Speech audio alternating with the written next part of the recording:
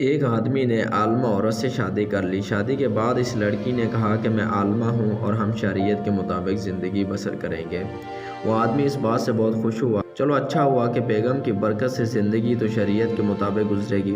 لیکن کچھ دنوں بعد بیوی نے اسے کہا کہ دیکھو، ہم نے گھر میں شریعت کے مطابق زندگی گزارنے کا عہد کیا تھا، اور شریعت میں بیوی پر ساس اور سسر کی خدمت واجب نہیں، اور شریعت کے مطابق خاوند نے بیوی کے لیے علیحدہ گھر کا بندوبست بھی کرنا ہوتا ہے، لہٰذا میرے لیے علیحدہ گھر لے لو۔ وہ آدمی بڑا پریشان ہوا کہ علیحدہ گھر لینا تو مسئلہ نہیں ہے، لیکن میرے بوڑھے والدین کا کیا بنے گا؟ اس پریشانی میں وہ ایک مفتی صاحب کے پاس گیا اور اپنا مسئلہ ان کے سامنے پیش کیا۔ مفتی نے کہا کہ بھائی، بات تو وہ ٹھیک کرتی ہے۔ آدمی نے مفتی صاحب سے کہا کہ میں آپ کے پاس مسئلے کے حل کے لیے آیا ہوں، فتویٰ لینے نہیں۔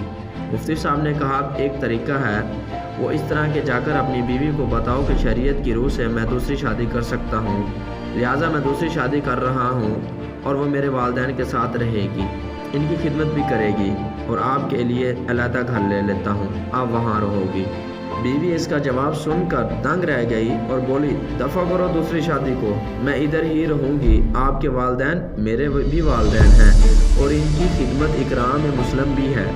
سبق: کچھ وقت نکال کر کسی مولوی صاحب کے پاس بھی بیٹھا کریں، کیونکہ ہر مسئلے کا حل گوگل کے پاس نہیں ہوتا۔